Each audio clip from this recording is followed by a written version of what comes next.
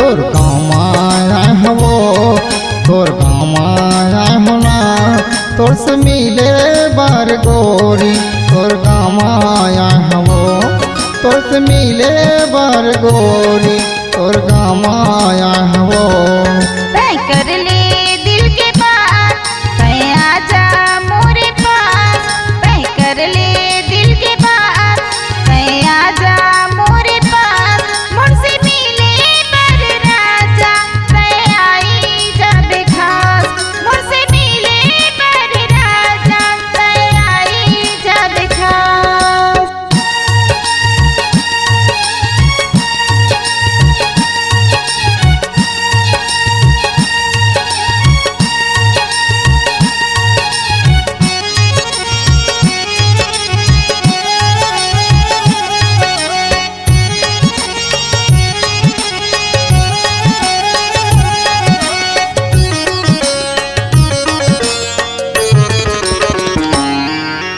रतिहा संधा कोने बिहानिहा करते रहे याद कहूँ अकेलम पात तोला करके माया के बात हो।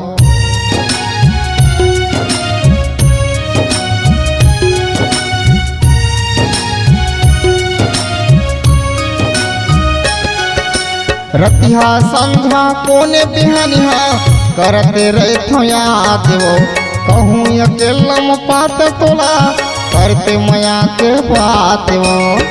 तोर को रामा मुड़ मढ़ा के तोर को रामा मुड़ मढ़ा के बात करत रहते हो। मोर गाँव तीर के तय होते रोज आवत रहते हो। मोर गाँव तीर के तय होते रोज आवत रहते हो।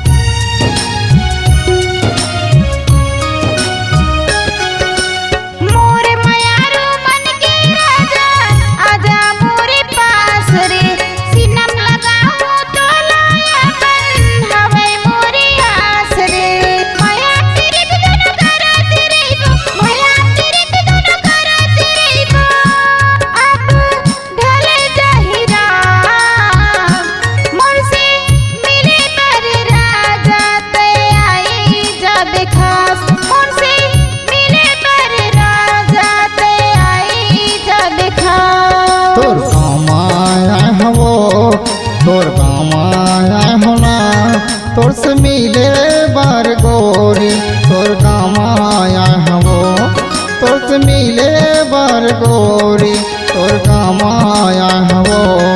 तय कर ले दिल के बात तय आजा मोरे पास तय कर ले दिल के बात तय आजा मोरे पास मुझसे मिले पर राजा तय आई जाबे खास मुझसे मिले पर राजा तय आई जाबे खास। मैं आए हम खास वो मैं आए हम खास तय आई जाबे खास रे तय आई जाबे खास। मैं आए